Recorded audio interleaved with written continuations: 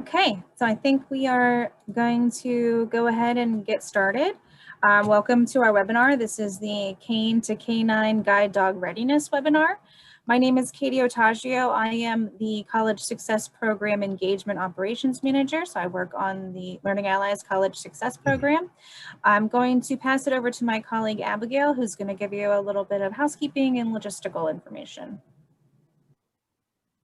Hi, everyone, and welcome. I'm Abigail Shaw. I help to coordinate the mentorship program here at the College Success Program. So the way this webinar will work this evening is that our moderator will just be in conversation with our panelists, and you can feel free to add questions in the chat, but we're going to take all Q&A closer to 5:45 p.m. Eastern. And at that time, we'll use the raise hand feature. I'll pull questions from the chat, and I'll give you some more specifics on how to do that later on if you're not familiar. But thank you for joining, and enjoy.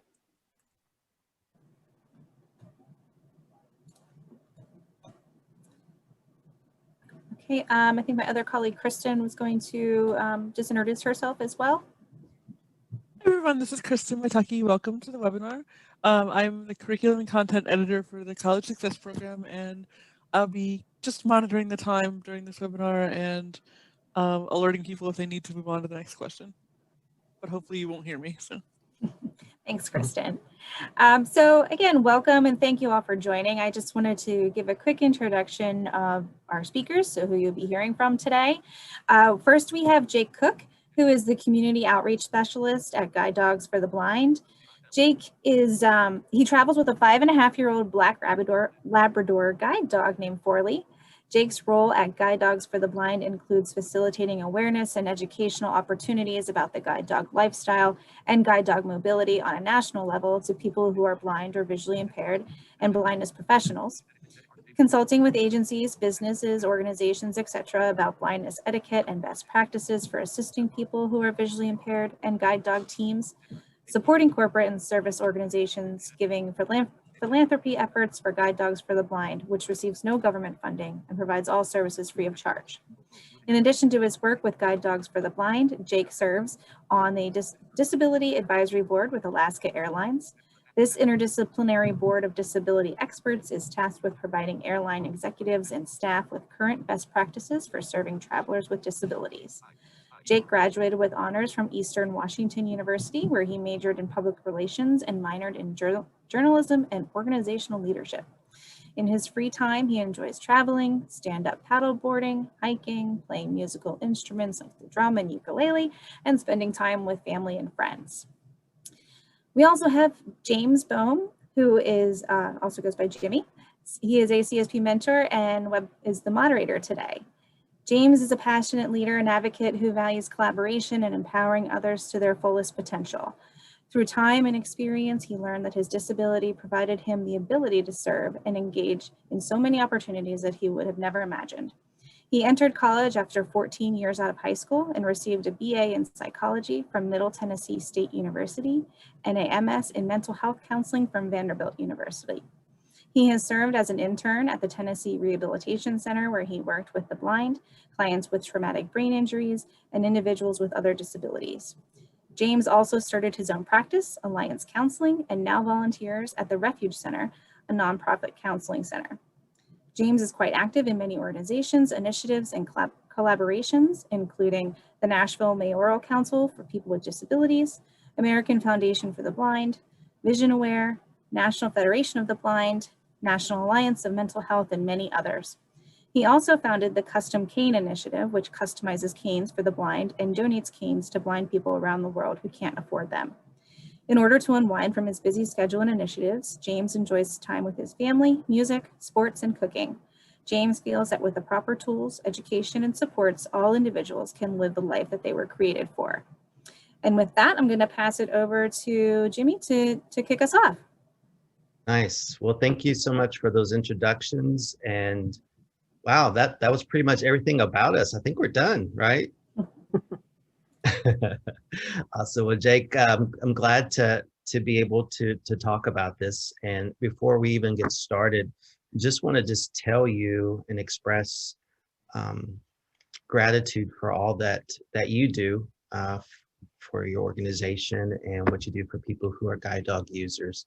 The work that you guys do is so important, and it's just part of that process for those who decide to go with using that decide to use a guide dog. You know, giving them that support and that ability to just gain that independence. So anyway, just wanted to express from the beginning our gratitude and thanks to you and to GDB. And so yeah, just wanted to just briefly touch base with you. So tell us, just introducing yourself as far as what you do with Guide Dogs for the Blind.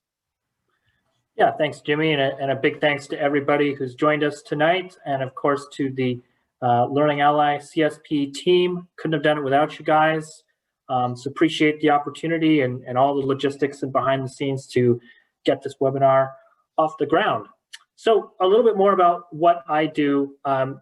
Really, the task of the outreach department at Guide Dogs for the Blind, which is the department I work in, community outreach, is to help people make an informed choice about guide dog mobility.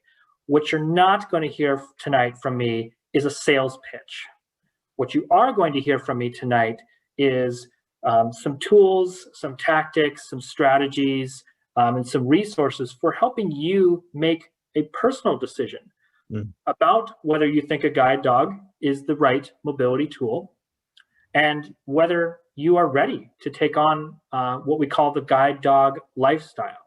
Now, I remember being a young person. I was 19 when I got my first dog. I think that semester I spent more time researching guide dog schools than I did on my college term papers. So don't take that advice from me. But my point being is that I really wanted to try and learn as much as possible to help me make that decision. I was kind of an indecisive kid. I wasn't the best at making big decisions, as many young people are.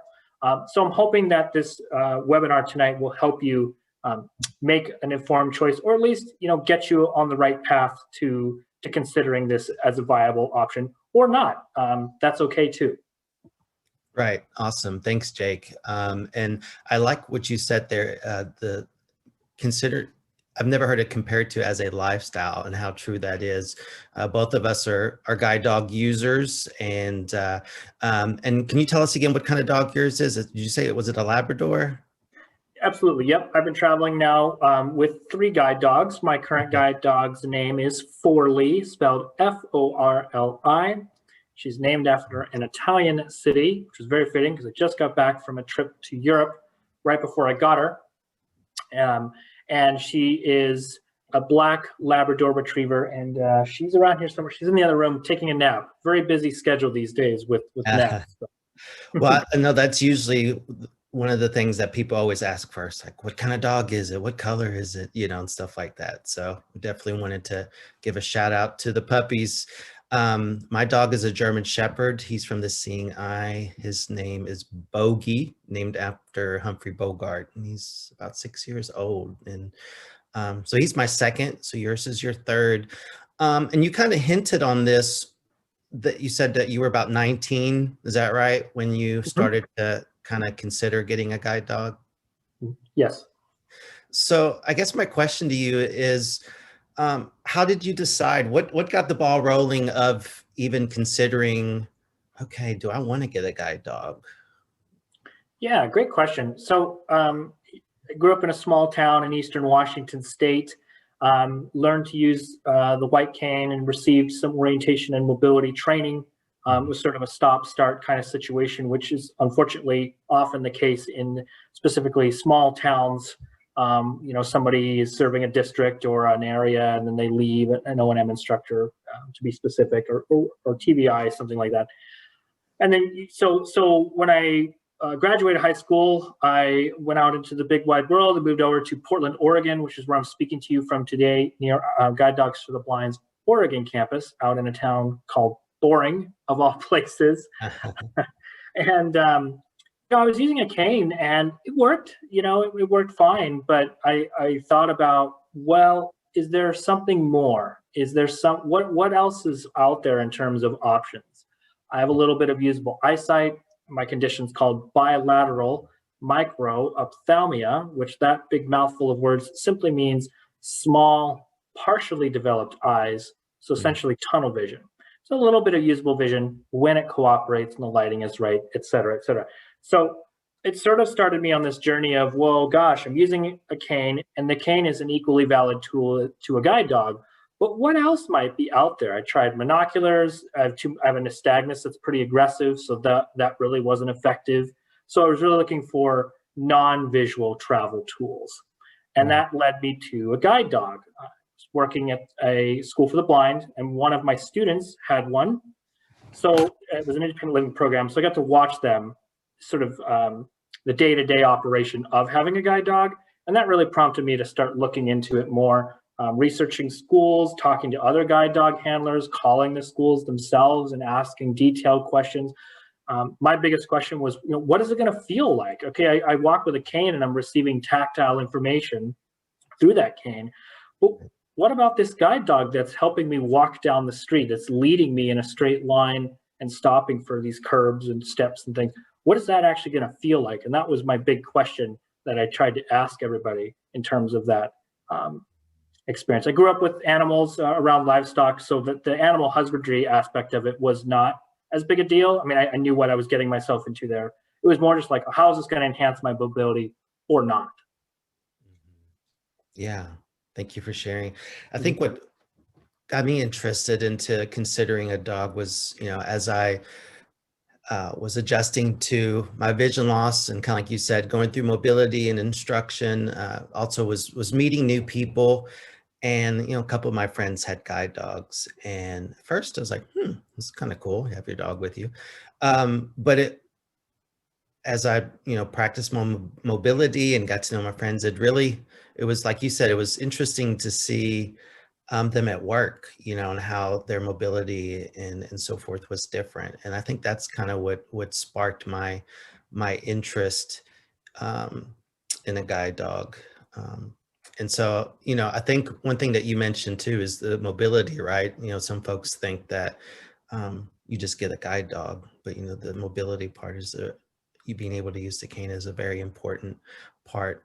But you also have mentioned this a couple times already. You've stressed that you did research, that you checked into the schools and you had specific questions. And so I wanted to kind of focus on that for a moment.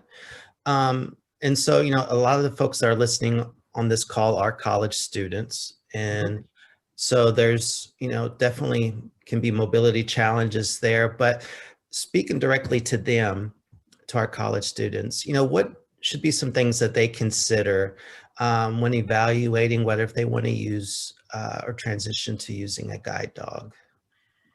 Yeah, Jimmy, great question. And there's certainly a lot. We could spend the next 5 hours just answering this one question. We won't, of course. Minutes. Yeah, 5 minutes.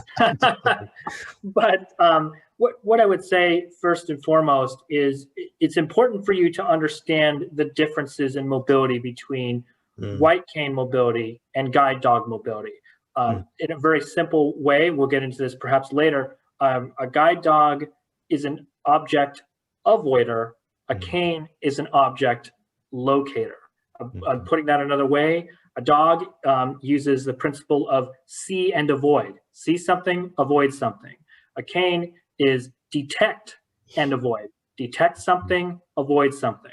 So it's important to understand what the role that the guide dog plays, that they're not just going to, okay, take me to the nearest Starbucks, take me to the nearest pizza joint, right, or get me to my class on time, but really understanding that they're there to help you with the safety aspect, with seeing and avoiding obstacles along your route. So I would suggest focusing on that first and understanding what are some of the differences and some of the similarities where, how does your orientation and mobility skills help?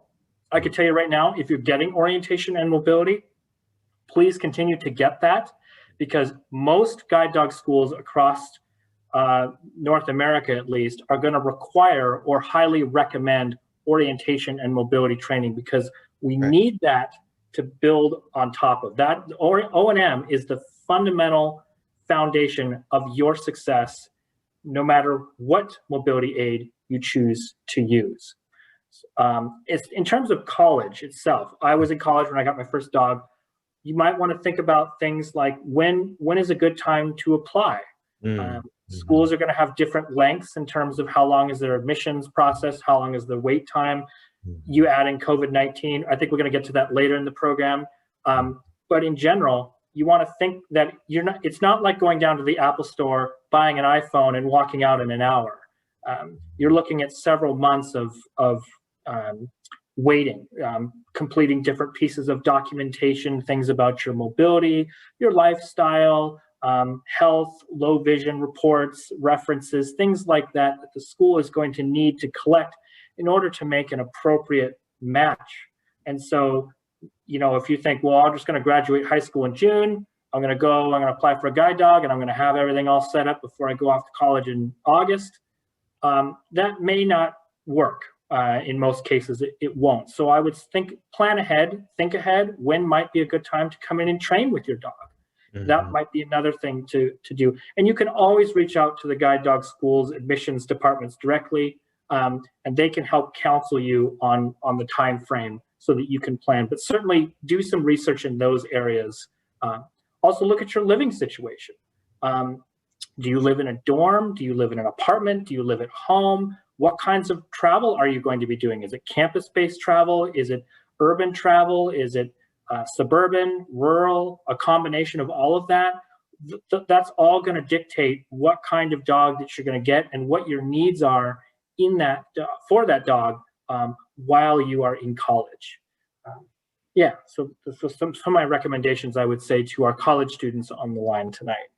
That's great. Those are all really good things to think about. And one of the things I was disappointed about getting a guide dog is that they don't do a really good job at doing homework or typing papers. So that's the only downfall. Well, of course, I guess a cane can't do that either, but I'm just kidding. But that was trying to be funny. But you mentioned that, doing that research, seeing what your situation, because everyone's situation is different. I know with my personal experience, I was transitioning into college.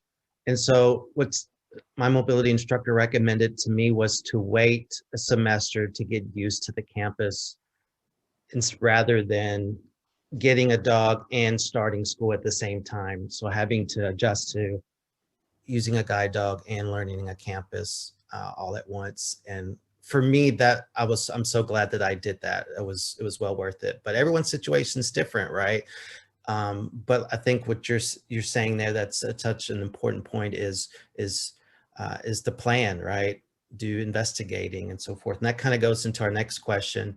And so I wanted to ask you about some resources. What are some resources what resources should students turn to when they're trying to make this important decision as to, should I get a guide dog or not? Yeah, great question, Jimmy. And I really appreciate you talking about the concept of waiting a semester before getting a guide dog. That is so important on many levels. Not to say you couldn't do that, you couldn't transition from high school to college, but certainly a dog is going to create some uncertainty. You're going to have this new dog in your life. The dog is going to be looking to you for leadership. So I think best practice is always to go off to college, get used to things, figure out how to live in a dorm, how to be away from mom and dad for the first time.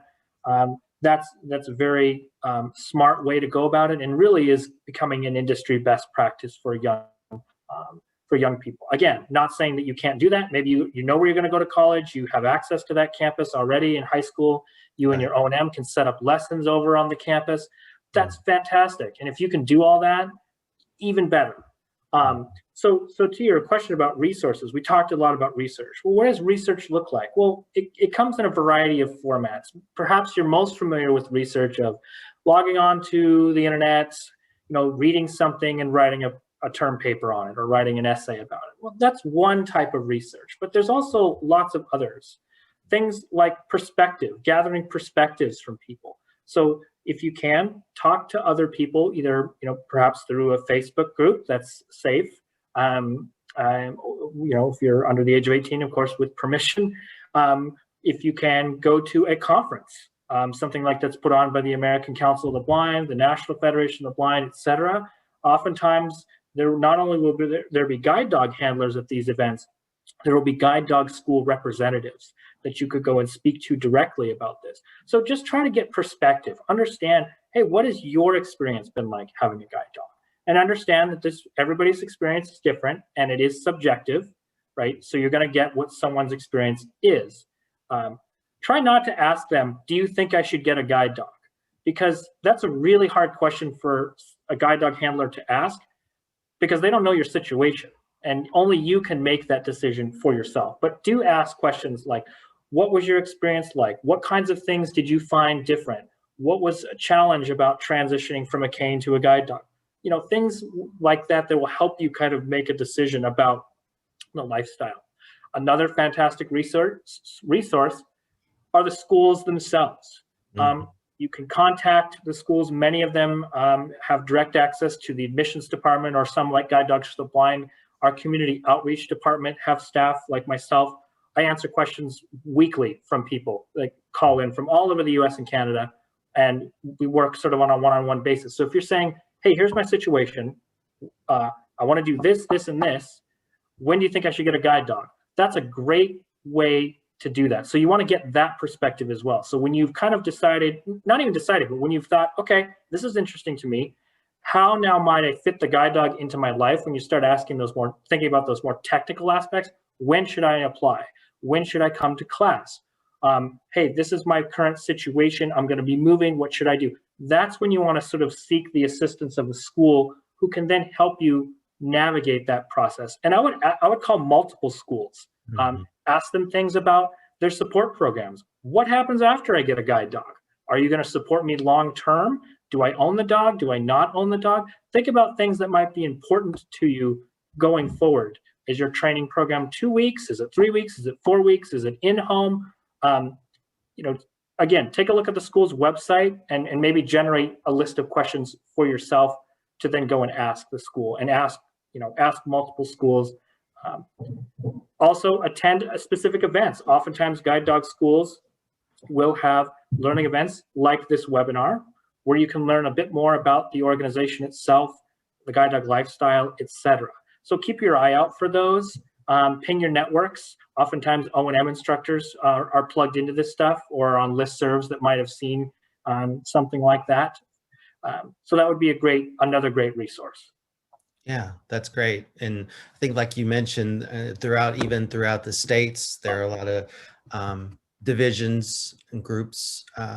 Like here in Tennessee, where I live, we have the Tennessee Association of Guide Dog Users, but there are other groups a lot of times in each state, not in every state, but in many of the states, which is, again, a great way to get connected with other guide dog users and ask these questions. And I always kind of compare it to just as you apply for college, right? You don't just apply to one college. You don't just call one college and see what they have. Every college is different. They all have a little different focuses. Some colleges offer specific things when others don't. And it's kind of the same with guide dog schools. They're all a little bit different as far as the dogs that they offer. Maybe the training's a little bit, like you talked about, ownership, or the services they provide afterwards. All those vary a little bit. And so I think it's really important to identify what's important to you, and then find that school that you feel is a good fit, just like a college, because not every college is a fit for us. So I think that's really good information. Kind of going and transitioning to like the equipment. So the guide dog equipment. Kind of describe what that basic equipment is that a guide dog handler would use. Sure. So there's a variety of equipment that you would use with a guide dog. We'll just cover the basics today. So a dog wears a collar, a leash, and a harness. And of course, the collar is twofold. It's for identification purposes, in case the dog gets lost. That does happen. They do get out sometimes. So you always want to keep your dog tags up to date. It's also a communication tool. So it's used for communicating with the dog while the dog is guiding and just reinforcing good behavior. Then you have the leash. The leash is when you want to lead the dog. So you're heeling the dog is walking next to you, typically on your left, although a dog can be trained on the right. The standard is the left though. And so that could be, maybe you're waiting in a line, you're taking the dog out. People ask about, how do these dogs relieve? Well, they relieve on leash and on command, and the dog is taught to circle around at the end of the leash and find a spot, do their business. So the leash is used for those sort of general dog handling activities. You could take your dog on a walk if you wanted to just take your cane out and use that as your mobility aid and just allow the dog to sort of be a dog, just heel next to you and walk, and you guys just enjoy a nice walk together. That's fine. Then, of course, we have the harness. The harness is typically made of leather. Some of them are leather, like Guide Dogs to the Blind. The handle is made out of kind of a PVC plastic type material. It's highly reflective. But they all do the same thing, and that is the dog wears the harness, buckles underneath the dog's belly and sits on their back, and then there's a handle attached to that harness. And as the dog walks, the dog is exerting physical pull into that harness, and the harness is designed to maximize that pull. So if you were actually to use that as a restraint tool, if you wanted to hold a dog back, it would be very, very difficult because that dog has got a ton of leverage by design of the harness. But that means that when you're walking with the dog, you are feeling every tilt and roll of that dog. And Jimmy, I bet you can relate to this as well, where as you could start to feel your dog becoming distracted or veering or anything like that. The longer you work with them, it becomes like a fiber optic cable between you and that dog. Absolutely. Yeah. And And you can definitely tell. yeah, right. So the harness is designed for the dog to be guiding you. So when that harness handle is up, the dog is wearing the harness. They're sort of in work mode, just like when you put your school clothes on, or probably these days you put your headphones on and you look at your computer screen, right?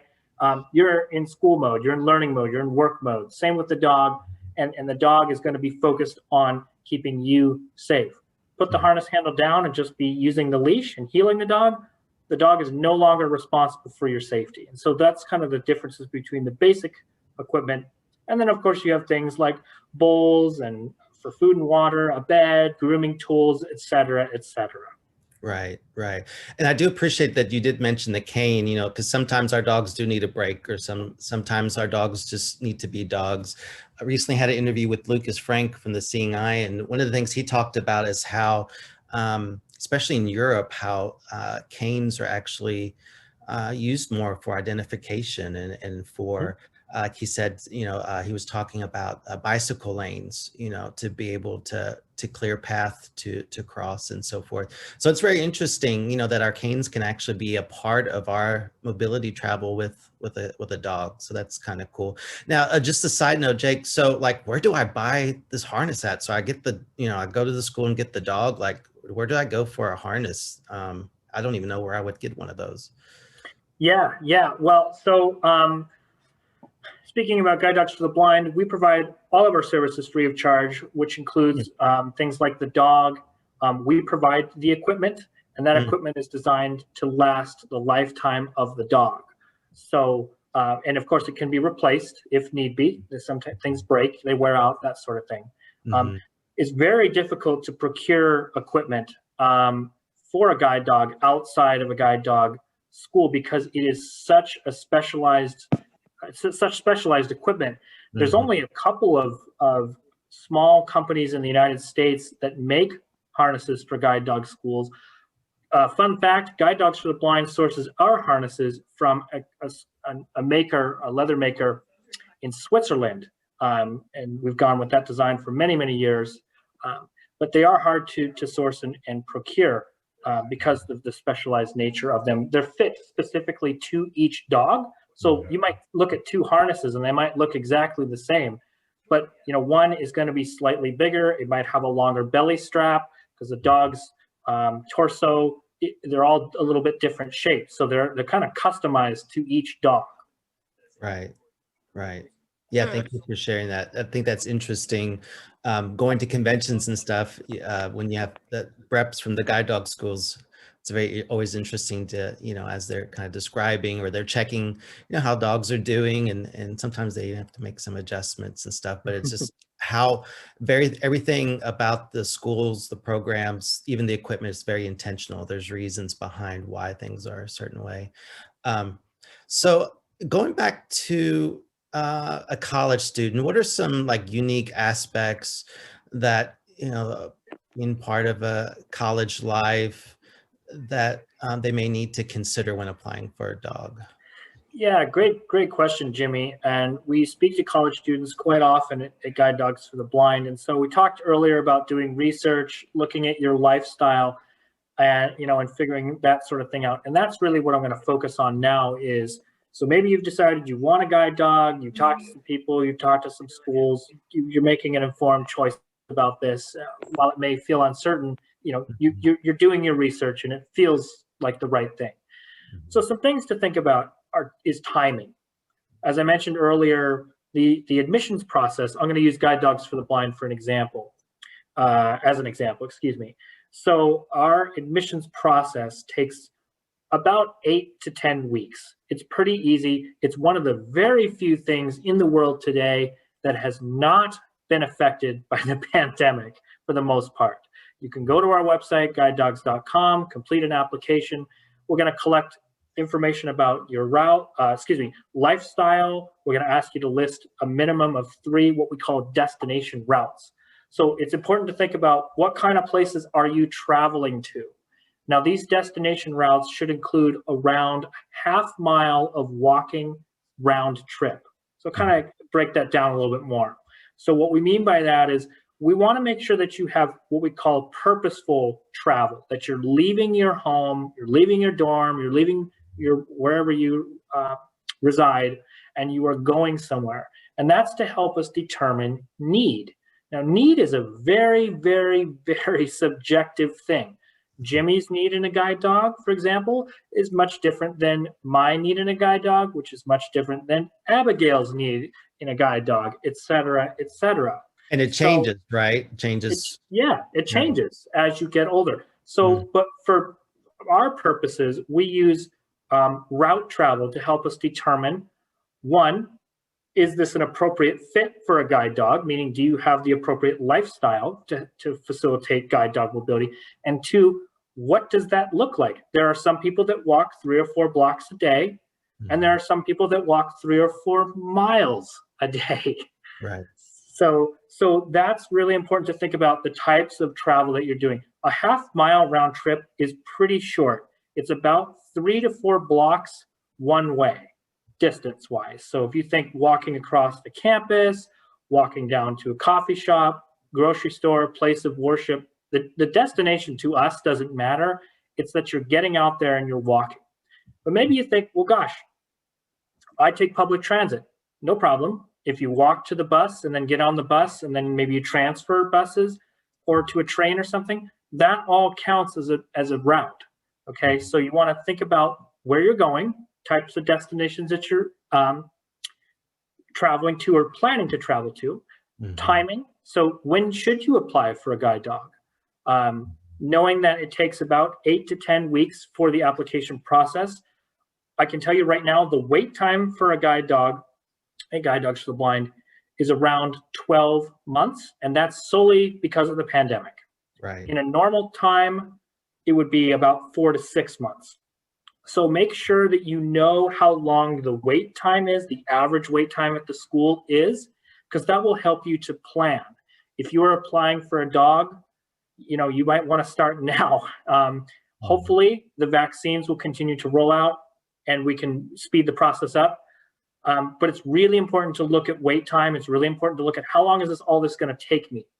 Because you might decide, I'm going to leave high school or I'm going to go off to college and I'd really like to have that dog set up and I'd love to be set up by day 1 of my first semester.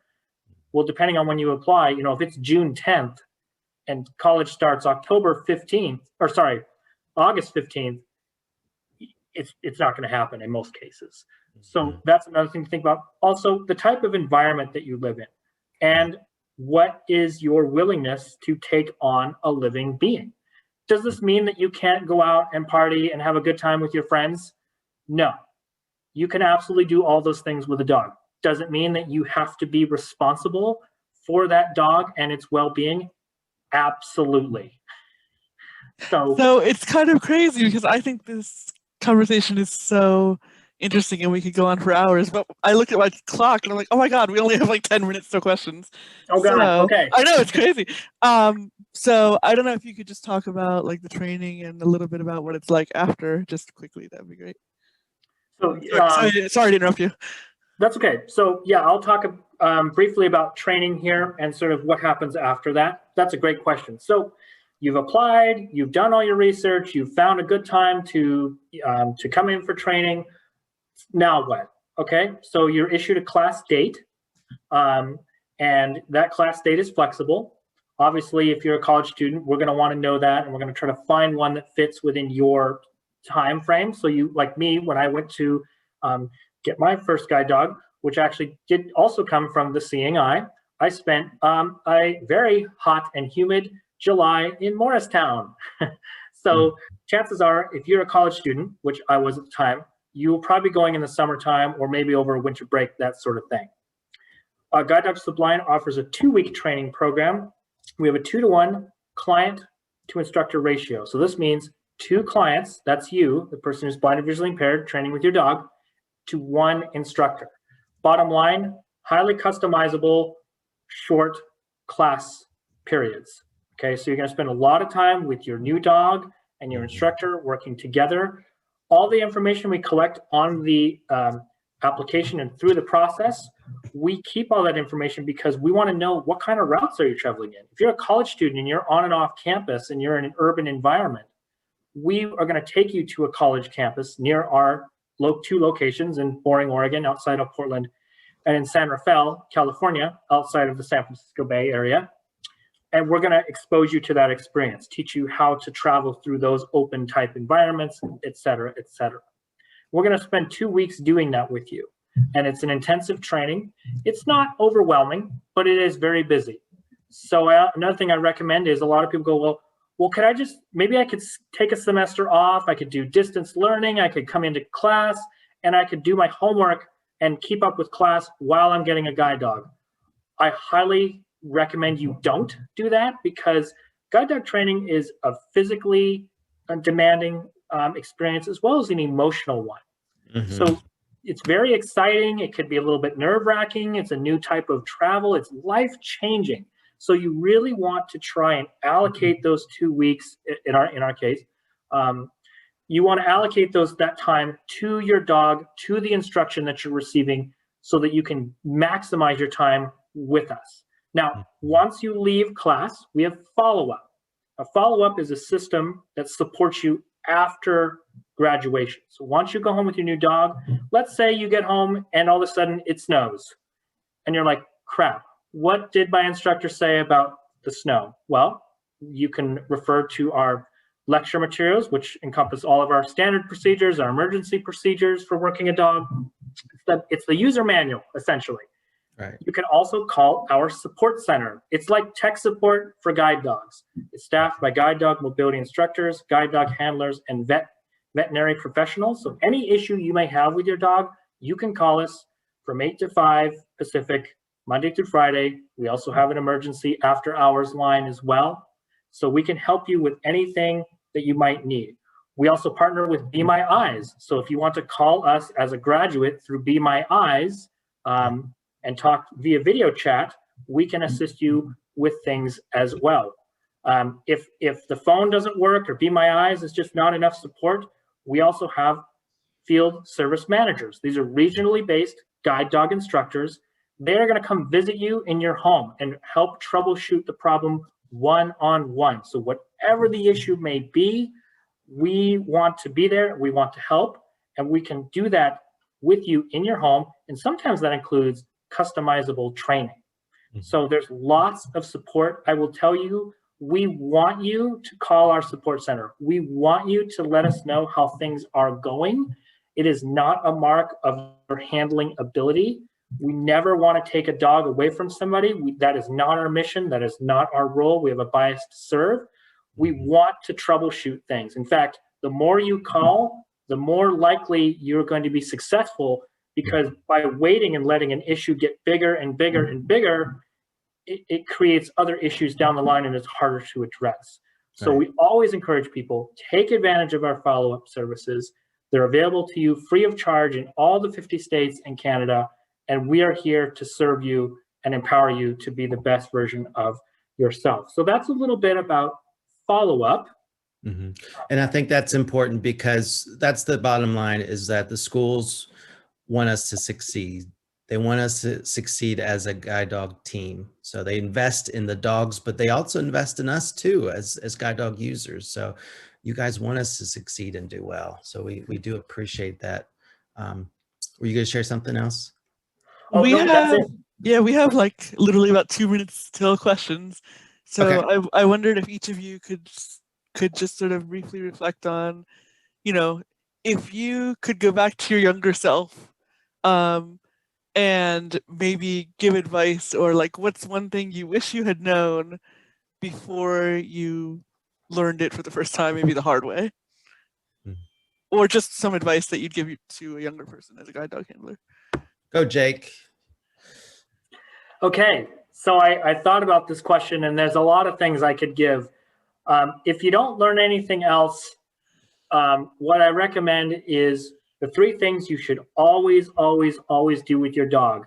And they are navigate, communicate, advocate. And I will quickly summarize what those mean. Navigate means you know where you're going, you're maintaining your line of travel, you're staying what's called situationally aware, and you're using all of those O&M skills to their advantage to get you to where you need to go. Communicate means communicate effectively and consistently with your dog. Okay, dogs are black and white creatures. They're not like humans where they're very, we can understand tons of emotion and nuances and, body language and all that. I mean, they can understand some of that, but not to the level that we can. They don't speak English. We don't speak dog. So communicate with them, and also be open to receiving communication back. Understand what your dog is trying to tell you. 9 times out of 10, that dog is right. So always follow the dog, follow what that dog is trying to communicate with you, and take them seriously. And finally, advocate. Advocate for yourself, whether you and your dog, whether you need to sit at a certain place at a restaurant, you want to book a certain seat on an airplane, but also advocate for your dog's needs. Do your very best to keep them safe. Avoid situations that could be dangerous, like aggressive dogs, and really advocate for your dog's needs, who can't always speak for themselves. So that's what I would say if I was to give any advice to anybody, especially young people. It is to navigate, communicate, and advocate with your dog. Nice, nice. I think for me, I would say learn that it's okay to make mistakes. That's how we learn. And that's just in life in general. We learn because we make mistakes and we learn from those. So things aren't always going to go perfect. Our dog isn't a perfect animal. We're not perfect people. So just to recognize that it's okay to make mistakes. I would say trust, right? That's something that we develop over time. Learn to trust our dog. And that was really hard for me, like you said, because our dogs are object avoiders. And so you're giving up that sense of being in control, and you're trusting in this dog. So that takes time. We build that up with time. And then the last thing that I would say would be learn to be patient. You're not going to be the expert guide dog user on day 1, not on day 30, not after 6 months. For me, my trainer said it's going to be about 1.5 years. And I tell you, it was about 1.5 years that one day it just clicked. And I was like, man, we just did that. And it was about 1.5 years, and so just be patient, It will come. Yep. Solid advice. Couldn't have said it better myself.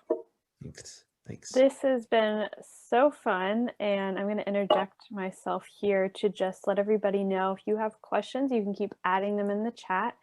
I'm going to go through the ones that people have already shared, And then if we have time, we'll move on to people. If you want to raise your hand and ask your question individually, the quick key on a PC is Alt-Y, Option Y on a Mac. It's *9 if you're calling in from a good old-fashioned phone. So the first question came from Lori B, and she wanted to know if you all had any specific names of Facebook groups where people could join to ask questions about guide dogs and exploring that. Yeah, good question. So there's, I think, quite a few of them out there. What I would do, honestly, is just go up to the search bar in Facebook and just type in guide dog or things like guide dog handlers. Oftentimes there'll be regional groups, maybe to your area. Another place to go to is just go to the consumer group web pages. So NFB and ACB in your state. Oftentimes they do have divisions. Right. You got National Association of Guide Dog Users under NFB, and then Guide Dog Users Incorporated under ACB, and oftentimes they have connections. So that might be another place, and those are on Facebook. So I would go to the consumer group website first if you can't find anything through the search bar within Facebook, and give that a try. That was my same answers as well. There's a lot of groups out there, so yeah, those are probably the top ones I would recommend as well. Excellent. We also have some friends from the Israeli Guide Dog Center. Very cool. Nice. That you're joining us. Wow, cool. They wanted to know about younger youths applying for guide dogs. And I know as a handler myself, most North American schools generally 18 is the age, but I know a lot of schools will consider applicants as young as 16. Jimmy or Jake, do you want to add anything to that? I know it's very school specific about younger applicants. Sure. Speaking about guide dogs for the blind, we do not have a posted minimum or maximum age requirement. So what we use is we use our application criteria, legal blindness, previous orientation and mobility training, and a minimum of 3 destination routes. We also use things like maturity level. So we really handle this on a case-by-case basis. The youngest graduate of our school was 13. I met the guy, super mature, had places to go, people to see. So we will assess people under the age of 18, and we do regularly, but we want to make sure that there's a level of maturity that's conducive to working with a dog, taking care of a dog, and then also that the support system is on board. Parents, orientation and mobility specialists, school staff, etc., just to make sure that the transition is going to go smoothly and that there's a team of people for that younger person that can help support them, because they're still developing too, and we want to make sure that everybody's feeling good about the situation. Yeah, I think that nails it. You know, I've met 30-something-year-old people that aren't ready for a guide dog, but there's folks like that in their teens, like you mentioned, are just very mature, and so that's what I've discovered. A lot of the schools kind of have that policy. It's more of a case by case rather than a number. So yeah, great question. Cool. So we had some feedback from, I think, an O&M instructor or a TVI named Jane. I'm going to pass this. It's a pretty longer comment, so I'm going to share it with Jake later. But just she wanted to emphasize the need for schools to consider accessible formats for forms when applicants are applying. But I'll pass that along to Jane. And let's see, Tony wants to know, again, we're not trying to convince anyone to apply to any particular school here, but Tony wanted to know if you all could speak to the intensity levels of training between guide dogs for the blind and the seeing eye. Oof. Want to take a stab at that one, Jimmy? Intensity. So the difference between intensity between the schools. I think Jake mentioned it earlier. It's intense. It's a big decision. It is a lot of work. It's a commitment. It's a change in lifestyle, as Jake mentioned.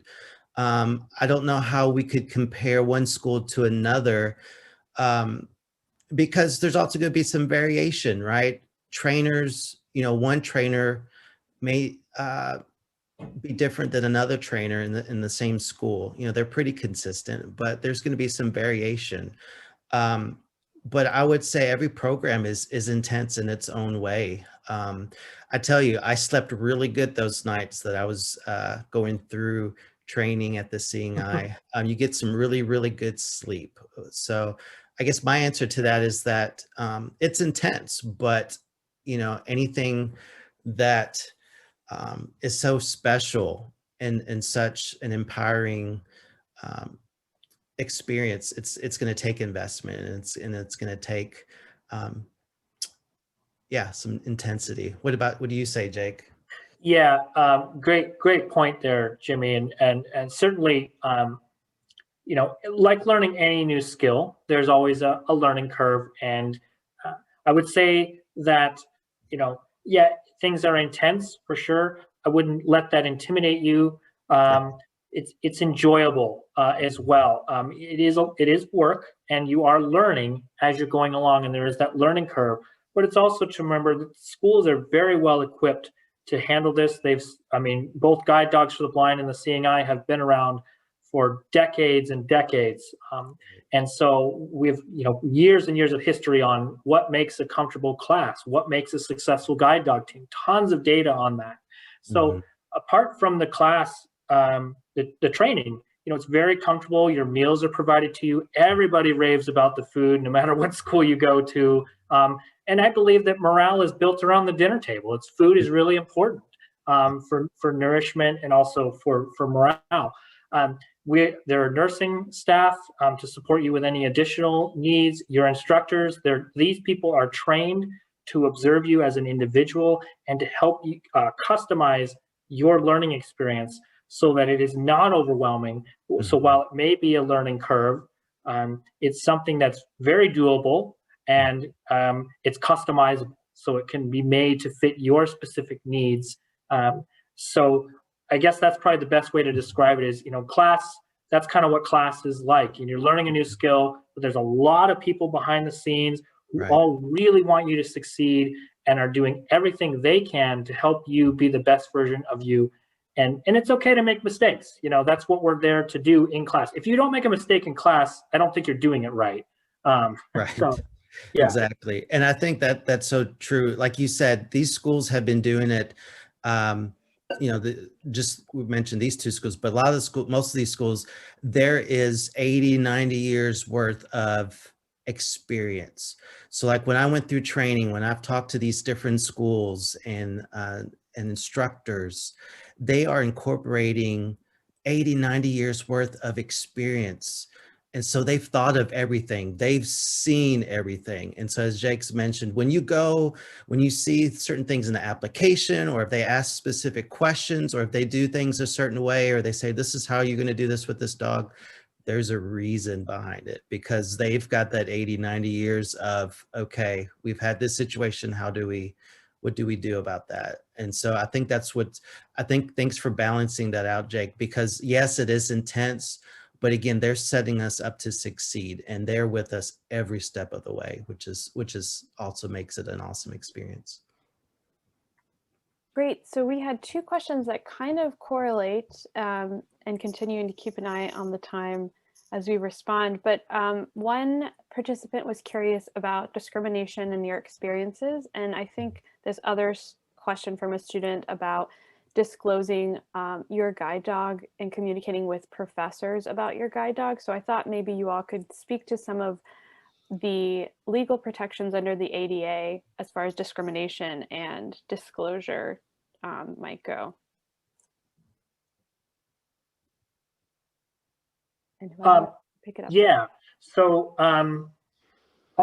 my experience has been overall, most people appreciate and or at least acknowledge the power and the benefit of a guide dog. There have been dozens of movies over the decades and newsreels and media. There still is. I just finished a media interview this morning. So it's something that I think people are very, very much aware of. And if something comes up, if the forms of discrimination that I've experienced thus far usually just stem from a lack of understanding, or somebody just made a mistake. I must admit, over the past 5 to 10 years, with the rise of the fraudulent service animals, emotional support animals, etc., it has made it a little bit more difficult for business owners and others out in the general public to understand what the difference is between a guide dog and other types of service and or emotional support and or fraudulent service animals. So it does happen. Part of this training at a guide dog school is conflict resolution. So how do you communicate in a discriminatory situation that leaves both parties feeling good about the situation? Most of the time, you can clear it up pretty simply with a simple definition and a simple little piece of education. But there's a whole checklist that we help all of our clients, I'm pretty sure the Seeing Eye is the same way, go through and make sure that you know what to say. We even provide some documentation, sort of pseudo documentation like IDs. They don't carry any weight, but they help educate people. So it says something like, this is a guide dog from Guide Dogs for the Blind. They're allowed in all public places. Here's the Americans with Disabilities Act law that says so, just to kind of help underscore that point. I think, yeah, what you mentioned, Jake, is that the schools, that's part of the training, is not just learning how to use the dog, but learning how to advocate. And so I know with the Seeing Eye, and it sounds like with GDB, that's part of that training, is also to equip us to be able to advocate for ourselves in the use of our dogs. The thing I would just encourage folks to do, again, is reach out to these different organizations, divisions or groups in your area or nationally, because these are places where you can ask those questions. And again, reach out to the schools. You have an issue with a professor or a university. One time I had an issue with the dorm having a guide dog, but I was able to get that support through a guide dog organization and through the school itself. So they're there to support us. There's a lot of resources out there. Yeah, and I just add real quickly about should you disclose your, the question about disclosing your dog, the fact that you have a guide dog to a professor. This varies widely from person to person. What I would say is, if you feel the need to do so, if you feel like by doing so would move a conversation along or would help with an accommodation that you need, so that there's basically that it has utility. There's a reason for disclosing that. Feel free, but you certainly, by no law, there's no regulation or policy or anything that says you have to disclose that information. So it's totally up to you how you want to handle that. Right. Me personally, I didn't disclose, but I can see reasons why someone may disclose. So, like you said, it's personal preference. You have the right to decide whether if that's something you want to disclose or not, and you have the right to do that. Thank you. One last question, and I'm sorry if we didn't get to everyone. This has been really great, and we may be able to follow up. We generally post a blog post summarizing the webinars, but real quickly, we had someone inquiring about applicants with multiple disabilities, and if the Seeing Eye and Guide Dogs for the Blind work with people that have multiple disabilities. As far as the Seeing Eye, yes, they do. And so regarding what those specific disabilities are and what they offer, again, reaching out to the school. But yes, they have definitely, I know many examples of where they've assisted with people with multiple disabilities. Yeah, a similar answer here. Everybody is assessed on a case-by-case basis. Certainly, as long as a person is able, falls under our other criteria in terms of mobility, legal blindness, destination routes, that they are ready, they have the ability to take care of a dog, understand instruction, et cetera, et cetera. Every application is handled on a case-by-case basis. And so if you have a specific need or question about that, I do encourage you to call the schools. I'm going to give you Guide Dog's phone number just off the top of my head here. It's 800-295-4045. 50. When you get to the phone tree, just press either the number 0 or number 4 for the admissions department. And somebody can answer your questions. It might even be me. Nice. Wonderful. Well, we have reached our time together. I just want to thank all of our attendees. It's so cool to see people joining from across the globe. And thank you especially to Jake and Jimmy for having this conversation with us. If folks want to reach out to any of us here at the College Success Program, you can email csp@learningally.org. We are on Facebook and Twitter. And thank you all again. Katie, am I missing any wrap-up details? Nope, I think you got it all. Great. This webinar will also be available on our YouTube channel, and we'll have a transcript available later on. Thank you, everyone. Have a good rest of your day. Thank you, everyone. Thank you, Jake. Appreciate it. Oh, you're welcome. Pleasure speaking with you, Jimmy, and thanks to the CSP team for having me on. Thank you both for coming. Bye. Care. All right, bye, everybody. See ya.